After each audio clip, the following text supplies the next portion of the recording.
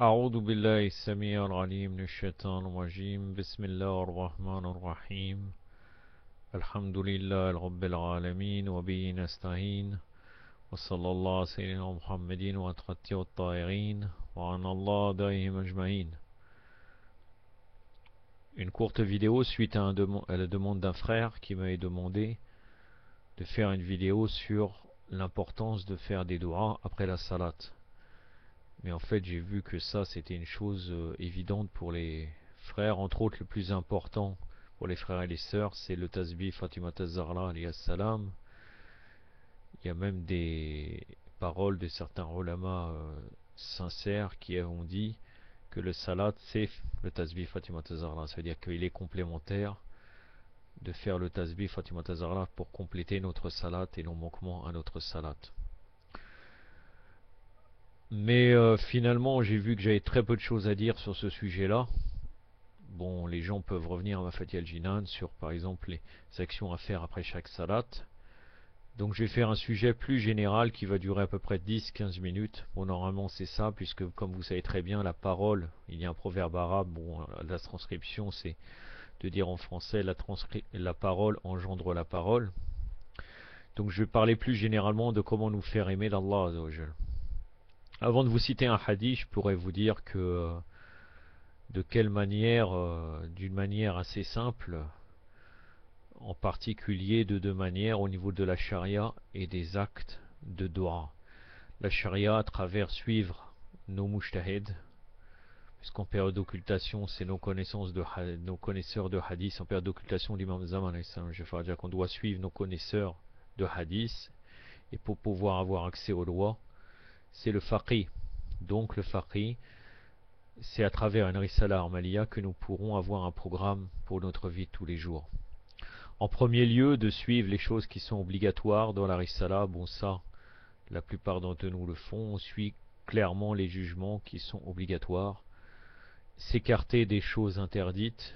Puis par la suite, quand on arrive à un certain niveau, nous arrivons à essayer d'appliquer les choses qui sont recommandées, que notre marja recommande, notre mujtahid recommande de faire. Puis nous écarter aussi des choses déconseillées. La deuxième voie au niveau spirituel, c'est de essayer de suivre. Par exemple, si vous avez dans Mafati al-Jinan, c'est très complet. Je dis Mafati al-Jinan parce que c'est un livre qui est dans la plupart des mosquées, dans la plupart des mains de toutes les maisons chiites. Donc de Shir Abbas al-Qami, radouallahi alayh.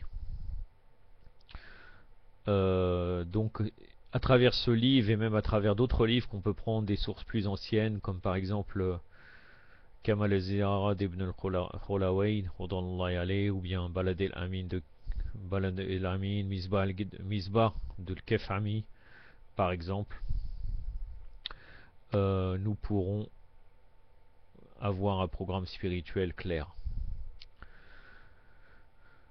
Donc en fait, c'est important de nous faire aimer d'Allah Azza wa Jal, car Allah Azza wa Jal aime ses créatures. On peut le voir à travers le doua l'iftiter, la parole de doua l'iftiter qui dit le doua l'iftiter que nous récitons après les salats, et tout de suite après avoir coupé le jeûne, nous récitons doua l'iftiter pendant le mois de Ramadan. Et là, dans ce doua qui est rapporté par l'imam al-Mahdi à Faraja, l'imam dit: tu nous montres de l'amour par tes bienfaits alors que nous nous opposons à toi par les péchés. Vraiment c'est grave, c'est très malheureux de notre part. Allah qui se passe de tout et qui n'a besoin de personne flatte ses serviteurs et s'applique à les attirer et à se faire aimer d'eux, sans que eux qui dépendent totalement de lui recherchent son amour et tentent tout pour se faire aimer de lui. Vous voyez vraiment que le serviteur est très ingrat.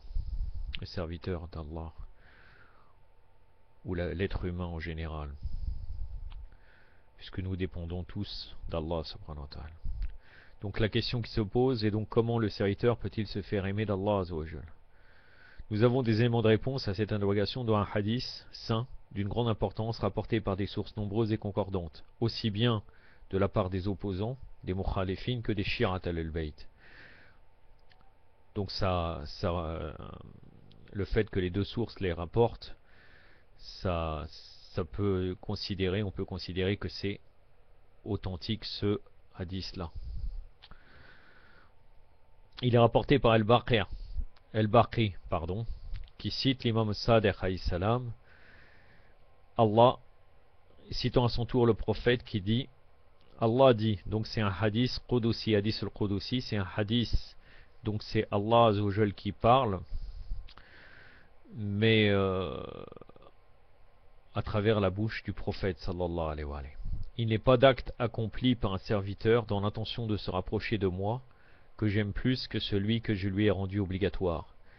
Puis mon serviteur continue à se rapprocher de moi par les actes surérogatoires, c'est-à-dire recommandés, jusqu'à ce que je l'aime. Et une fois que je l'aime, je deviens son ouïe avec laquelle il entend, sa vue avec laquelle il voit, sa langue avec laquelle il parle, sa main avec laquelle il saisit, et son pied avec lequel il marche.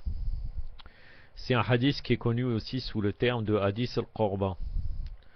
Chez les Mukhalifin, ils l'appellent comme ça parce que Qurba, c'est le rapprochement. Et comme le début du hadith commence par « Il n'est pas d'acte accompli par un serviteur dans l'intention de se rapprocher ». Rapprocher, c'est al-Qurba. Donc maintenant, ce texte, il comporte une série d'enseignements que nous allons expliquer brièvement. Premièrement, les meilleurs actes par lesquels le serviteur peut se rapprocher de se faire aimer d'Allah sont les actes cultuels obligatoires, tels que la prière, le jeûne, la zakat, le khomos, le hajj, etc.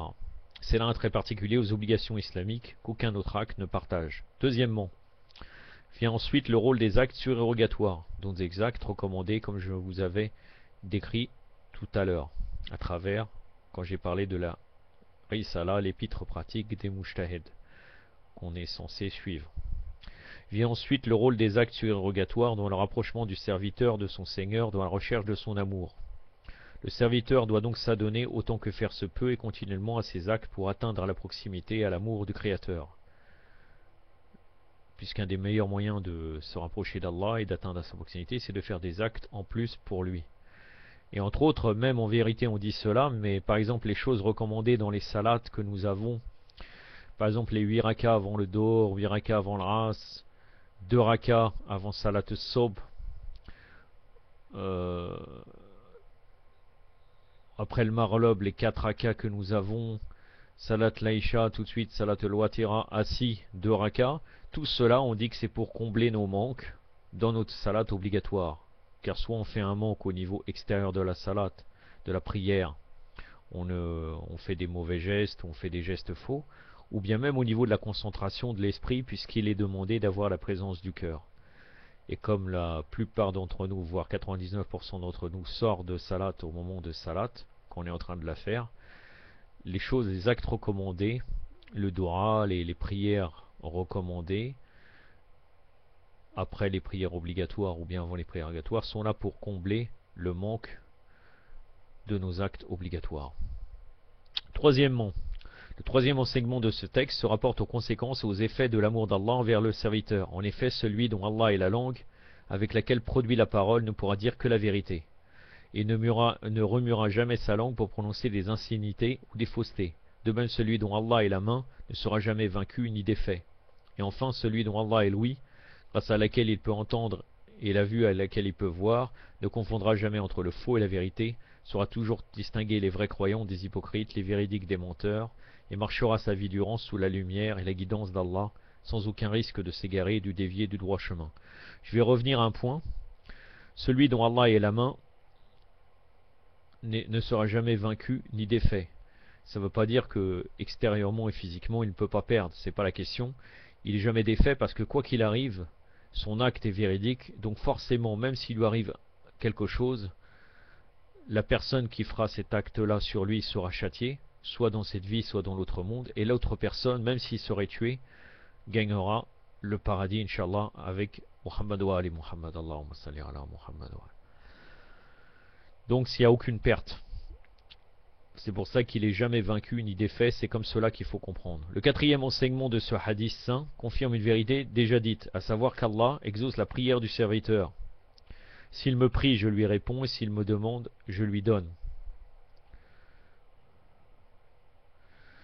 Il est des serviteurs pieux qu'Allah ne les soit jamais, dont ils ne rejettent aucune prière, qui n'abandonnent pas à eux-mêmes même l'espace d'une seconde.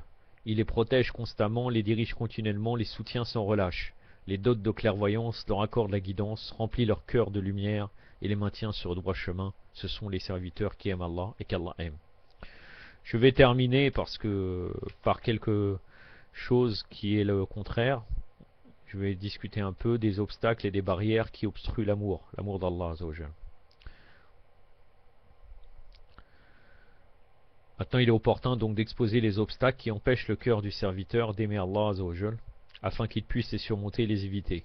Les deux plus importants de ces obstacles et barrières sont d'une part les péchés et les actes de désobéissance qui rouillent le cœur du serviteur, et d'autre part l'amour et les attaches de ce monde. Concernant les péchés qui rouillent le cœur et lui font perdre sa pureté, sa transparence et sa limpidité, Allah subhanahu wa ta'ala dit « Non, leurs cœurs ont été rouillés par ce qu'ils ont accompli ». Surat al-Murtafifin, donc c'est les fraudeurs, Surat 83, verset 14. En m'excusant, d'habitude, c'est un oubli de ma part. Inch'Allah, la prochaine fois, je ferai la même et je ferai autre chose. J'ai pas le Coran là devant moi, donc je peux pas vous citer en arabe. Mais Inch'Allah, pour les frères arabophones, ils pourront rechercher Surat al-Mutafifin, verset 14. Non, leurs cœurs ont été rouillés par ce qu'ils ont accompli. Sadaqallahu al-aliyyul azim. Après, j'aurai uniquement un autre verset coranique, sinon c'est uniquement des hadiths. Donc ça pourra aller, Inch'Allah. Donc lorsqu'un homme commet un péché, celui-ci forme un point noir dans son cœur. Puis s'il continue à désobéir à Allah, au lieu d'implorer son pardon pour le péché commis, le point noir s'étale peu à peu pour noircir complètement le cœur. Selon Ibn Omer, l'imam Sadiq a dit « Allah n'aime jamais celui qui lui désobéit. » Puis l'imam de réciter à l'appui ces vers. « Tu désobéis à Allah tout en affectant de l'aimer. C'est impossible, c'est un acte d'hérésie. Si tu l'aimais sincèrement, tu l'aurais obéi, car l'amoureux est obéissant à son bien-aimé. » Subhanallah. Vous voyez que malheureusement, beaucoup d'entre nous sont concernés par ces vers cités par l'imam Sadiq alayhi salam. Inch'Allah qu'Allah nous pardonne. C'est dans El-Ramali d'Al-Sadouk, page 293. Le second obstacle, la maison d'édition n'est pas claire, donc je ne peux pas vous la citer, mais on peut retrouver, Inch'Allah. Page 293. De toute façon, si c'est pas à cette page-là, c'est un petit peu précédemment, un petit peu avant, quelques pages avant, ou quelques pages après, suivant la maison d'édition, suivant le caractère d'écriture. Et d'autres, voilà, selon le caractère d'écriture. Le second obstacle qui empêche l'amour d'Allah d'entrer dans le cœur du serviteur est l'amour de la vie d'ici-bas et l'attachement à ce monde éphémère. Car l'homme n'a pas été créé avec deux cœurs. Le Coran dit à ce propos, Allah n'a pas placé à l'homme deux cœurs dans sa poitrine. C'est dans Surat El-Arzab, donc Surat les coalisés, verset 4. C'est la Surat 33. Ainsi, si le cœur du croyant est dépouillé de tout et réservé exclusivement à Allah, il aimera de tout son cœur, mais d'autres soucis ou attaches occupent une partie de son cœur, cette partie sera soustraite à l'amour d'Allah. Et si cœur du croyant continue à se soucier des affaires de ce bas monde, il finit par se soustraire complètement à l'amour d'Allah et perd totalement le plaisir que procure l'amour du Créateur ainsi que la douceur de l'amour des invocations divines.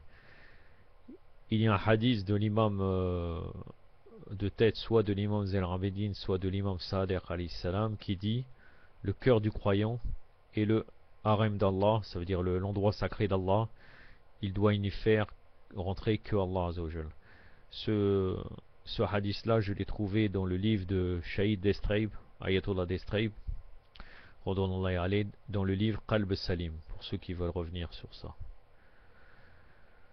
Aussi le prophète sallallahu alayhi wa alayhi a dit l'amour d'Allah et l'amour du monde ne se réunissent pas dans un seul et même cœur. Voilà, ça rejoint ce que je viens de vous dire. Ça c'est dans Tanbih al-Khawatir. Donc on pourrait dire c'est l'avertissement sur les mauvaises pensées, le Khawatir. On pourrait dire les mauvaises pensées à l'intérieur de soi. Tanbih al-Khawatir, page 362. Il est rapporté que lorsqu'on a demandé au prophète Isa alayhi salam, apprends-nous un seul acte qui nous fasse aimer d'Allah, il répondit, détestez le bas monde, Allah vous aimera. Biyar el-Anwar, volume 14, page 328. Selon l'imam Sadiq alayhi salam, si le croyant se détache de la vie d'ici-bas, il se transcende et découvre la douceur de l'amour d'Allah Azzawajal. Usul al-Kafi, volume 2, page 130. L'expression de l'imam dans ce hadith, donc de l'imam Sadiq, est subtile, car l'amour de la vie fait perdre à l'homme la sensation de la douceur de l'amour d'Allah. Or, quiconque perd la sensation de la douceur de l'amour d'Allah, son cœur ne penche plus pour Allah, et quiconque dépouille son cœur de l'amour de la vie, ressent la douceur de l'amour d'Allah. Voilà, ça veut dire on ne peut pas avoir de mélange. Le mélange entre la vie d'ici-bas et l'amour d'Allah est incompatible. L'imam Ali alayhi salam a dit: comment peut prétendre aimer Allah celui qui s'est accoutumé à l'amour de la vie? Rora al-Ikam, la référence. Et de même que le soleil et la nuit ne se côtoient pas, de même l'amour d'Allah et l'amour de la vie ne vont pas ensemble. C'est la même référence. Selon l'imam Sadiq alayhi salam, par Allah, n'aura pas aimé Allah quiconque aime la vie et se noue d'amitié avec d'autres que nous, c'est-à-dire les Ahlul Bayt. Bir el-Anwar, volume 78, page 26. Selon l'imam Ali alayhi salam, encore, quiconque aime rencontrer Allah doit se distraire de la vie, doit laisser la vie. C'est plus correct au niveau de la traduction. C'est aussi, ça c'est dans Rawar al-Ikam. Et si vous aimez Allah réellement, sortez de vos cœurs l'amour de la vie. Aussi dans Rawar al-Ikam. Inch'Allah, nous espérons que nous arrivons à éloigner de nous, à s'éloigner, que nous réussissons à nous éloigner des péchés et nous écartons de l'amour de cette vie. Inch'Allah. Wa sallallahu alayhi wa sallam Muhammadin wa atrati wa tahirin. Wassalamu alaikum wa rahmatullah.